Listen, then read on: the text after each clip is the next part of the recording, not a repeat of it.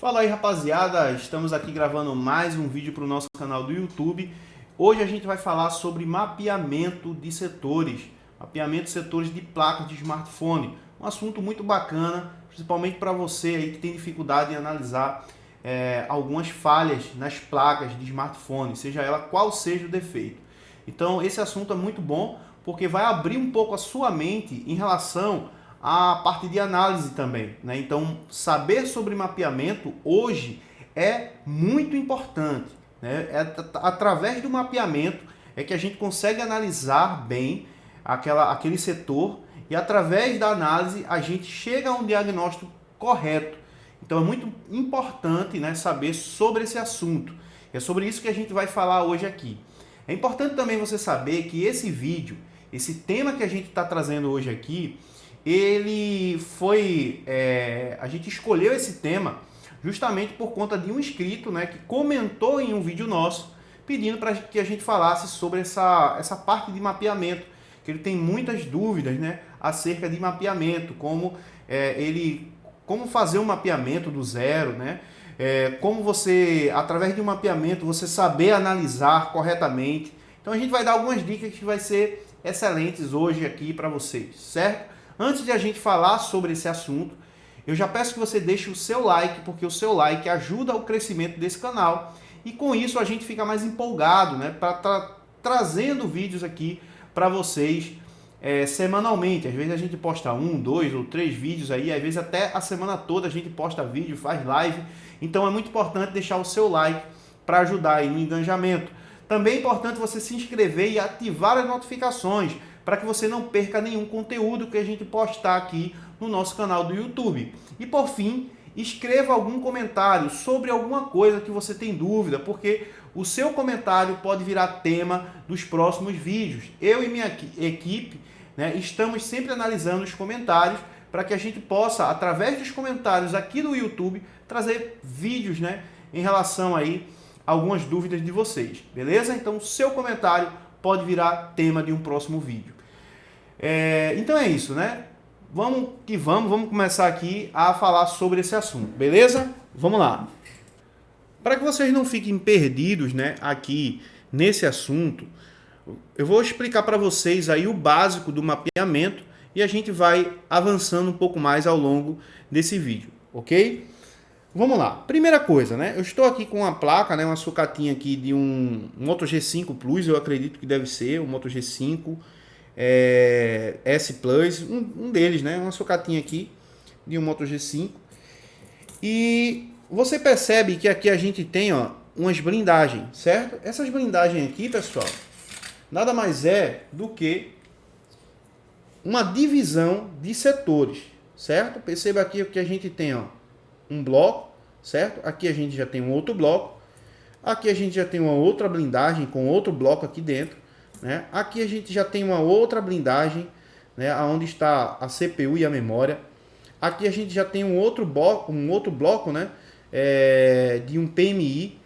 Aqui também um outro componente, né, junto aqui com vários componentes ao redor, também dividindo-se em um outro bloco, né? Então se a gente procurar aqui na placa, a gente vai ver que temos vários blocos, né? Então cada bloco desse aqui é responsável por alguma função na placa, certo? Então a primeira coisa que você deve saber é que a própria placa divide os seus setores, né? A gente sabe que smartphone hoje ele é um telefone, certo? Um telefone móvel, que também é uma câmera, que também é uma calculadora, que também é um despertador, que também é um GPS, né?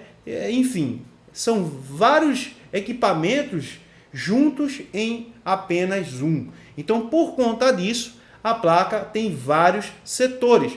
Por exemplo, se a gente tem uma placa com funcionamento perfeito e dá um problema no setor de carregamento, a gente tem um setor que está com falha, certo? Então, a gente vai fazer o mapeamento daquele setor para poder, né, diagnosticar de forma correta. Quando a gente faz o mapeamento, logo a gente sabe o que precisa analisar para chegar no ponto correto. Muitas pessoas acabam não conseguindo resolver falhas não conseguindo resolver problemas nas placas de smartphone, justamente porque não tem a ideia, né, ainda não tem a noção de que existem malhas específicas, componentes específicos, tanto ele componente analógico quanto componente, né, circuitos digitais, circuitos integrados, que são responsáveis pelo aquele setor. Então, quando a gente pega, por exemplo, quando a gente faz todo o mapeamento, né, quais são os componentes envolvidos,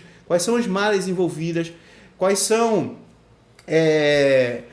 o setor daquela placa, né, que está trabalhando justamente para fazer aquilo funcionar e não está funcionando, quando a gente sabe disso, a gente consegue ter êxito nas nossas análises e assim a gente consegue diagnosticar a falha de forma correta. Então é muito importante saber quais são os componentes, quais são as malhas, né, que estão envolvidas para que aquele circuito funcione. Então isso é o mapeamento. Assim como você vê aqui, ó, a gente tem, por exemplo, um Power Manager, certo? Aonde ele tem, né, todas as suas funções, liberar tensões para a CPU, né, liberar tensões, por exemplo, para a memória, tensões para o WTR, né, tensões para PA, tensões para diversos componentes da placa. Então a função do Power Manager é justamente liberar tensões, né? Ele é o gerenciador de tensões da placa. Então qualquer um componente, por exemplo, que recebe uma alimentação do PMIC e por algum motivo esse PMIC não esteja enviando uma alimentação para um determinado componente, o setor responsável por aquela falha, né, onde está ocasionando a falha aí no seu aparelho, ele vai parar. Digamos aqui, por exemplo, aqui a gente tem um WTR, certo? Está aqui, ó, escrito WTR.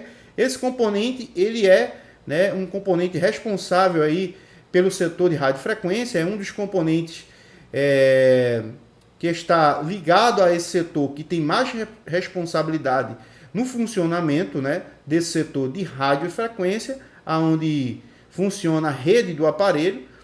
Esse Power Manager, ele envia, né, quando você pressiona o Power, ele envia algumas alimentações para esse WTR, por exemplo. Se o Power Manager ele não estiver enviando essa alimentação de forma correta para o WTR não irá funcionar. Ou seja, por exemplo, você é um ser humano.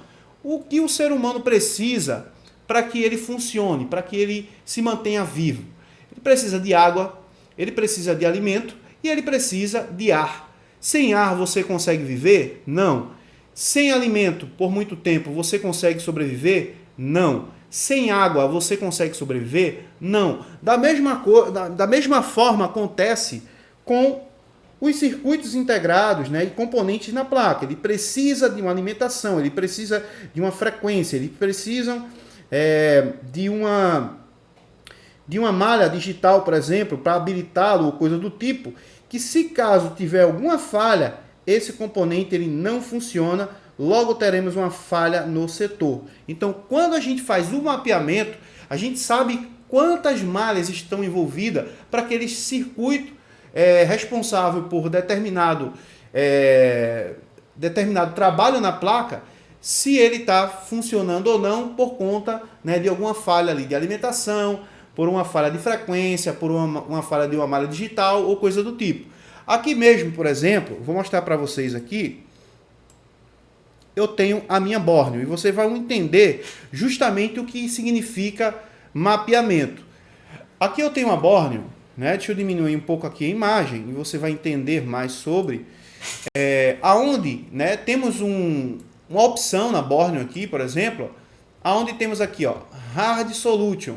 E aqui temos vários aparelhos, vários modelos de aparelho, aonde a Borneo ela já traz um mapeamento pronto para nós, né? Antigamente, quando não se tinha programas de software de esquema elétrico, na grande maioria a gente tinha que fazer esses mapeamentos manualmente, ok? Então tem alguns aparelhos hoje ainda que eu preciso fazer um mapeamento manualmente e através daquele mapeamento a gente consegue analisar e chegar ao diagnóstico.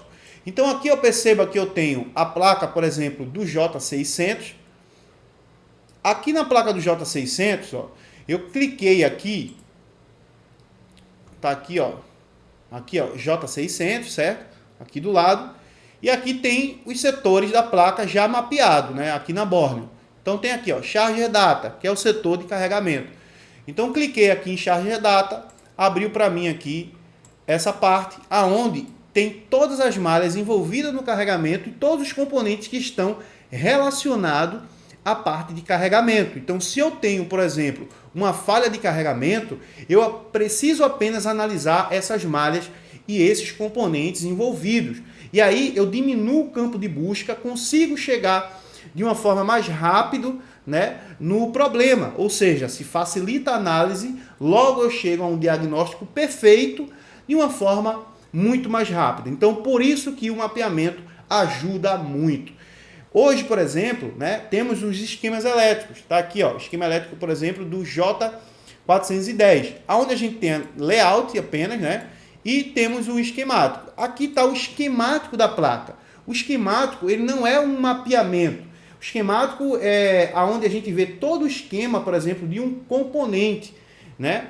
E através daquele esquema elétrico de um circuito, de um componente, por exemplo, a gente consegue também fazer o mapeamento, né? Então a gente olha aqui PMIC, por exemplo. Eu tenho uma falha, vamos supor, de rede. Então eu venho aqui no PMIC e procuro, né, quais são as malhas aqui que enviam a alimentação para a parte de rede, ou venho aqui na parte de rede, por exemplo. Vamos supor, eu venho aqui na parte de rede, tá aqui, por exemplo, vamos supor, Transaver, né? TRCV, aqui é o WTR, o Transaver. Então o Transaver ele recebe, por exemplo, aqui, ó, duas alimentações, né, que vem aqui para ele, duas alimentações de 1.8 volts, ou seja, provavelmente essa aqui vem de uma malha do PMIC e alimenta todos esses baldes de solda aqui, ó, do WTR. Então, em caso de uma falha de WTR, por exemplo, aqui eu tenho todas as malhas que eu preciso analisar. Algumas dessas aqui eu não preciso estar verificando, então por isso que o mapeamento ele facilita, porque quem não tem o conhecimento ainda de mapeamento acaba, né, tentando analisar tudo e às vezes se perde. Então aqui você tem, né, o mapeamento da malha, do componente que diga. Então aqui você tem o mapeamento que você deve estar analisando, né? No caso aqui do WTR, a gente teria que estar analisando aqui, né, as alimentações do PMIC, o clock aqui é o de 19.2, que é uma frequência da CPU, e o barramento RFFE, serial clock, serial data, que é aquilo que a gente precisa para verificar se esse componente ele está recebendo tudo para funcionar. Se tudo está chegando para esse componente e ele não funciona, então o problema está no próprio componente. Então é isso que a gente deve saber. Muita gente já chega no WTR, ou já chega no componente circuito integrado responsável por um setor, já vai removendo aquele componente quando tem uma falha, né, em algum setor, e não é desse jeito que se analisa. Muita gente perde tempo por conta disso, porque troca o componente, não é aquele componente, aí depois já não sabe o que deve analisar. Então, o mapeamento, galera, é muito importante, ajuda demais na hora de diagnosticar. Então, você tem um esquema elétrico, que através do esquema você pode fazer o mapeamento também,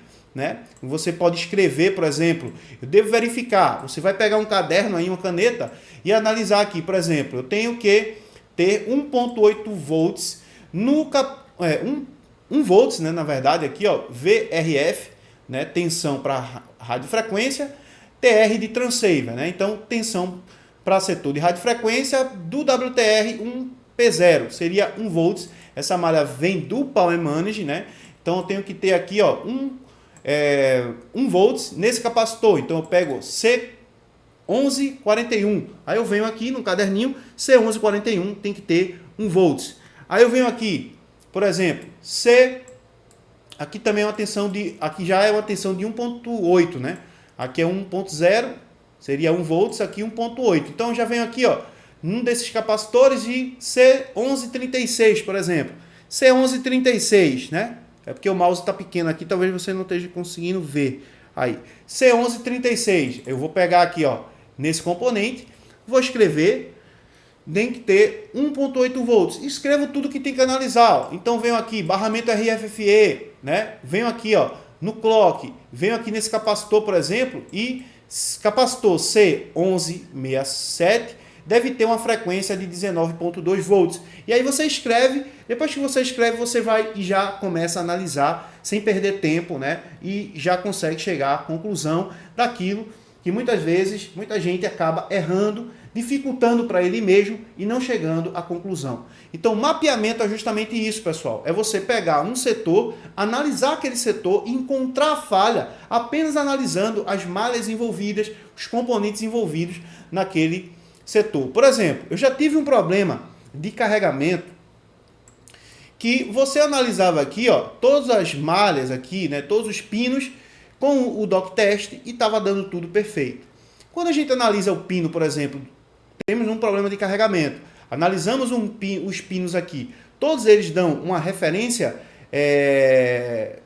ok, né, em condição reversa. Então, tudo indica que o nosso circuito integrado aqui, IFPMIC, ele não está conseguindo fazer o chaveamento de forma correta. Então, a gente substitui o IFPMIC nesses tipos de falhas, né, onde a gente tem uma falha de carregamento, todas as malhas estão dando ok e o aparelho ainda assim não carrega. Então, substituímos o IFPMIC. Só que o que acontece? Eu já peguei aparelhos onde substituí o IFPMIC, tendo essas malhas todas ok, e aí, mesmo assim, com problema. Certo? Com problema. Não carregava. Então, ó, perceba aqui, por exemplo, as malhas de dados aqui, ó, USB AP-DP e USB AP-DN, né? Dados positivos, dados negativos, que são essas malhas aqui, ó, que saem daqui do conector, por exemplo, ó, né? Essas malhas aqui, ó, ela vem, né, tanto dados positivos, dados negativos, ela vem, passa num resistor, né, no diodo Zener, vem para cá, ó, e entra aqui, ó, no IFPMIC.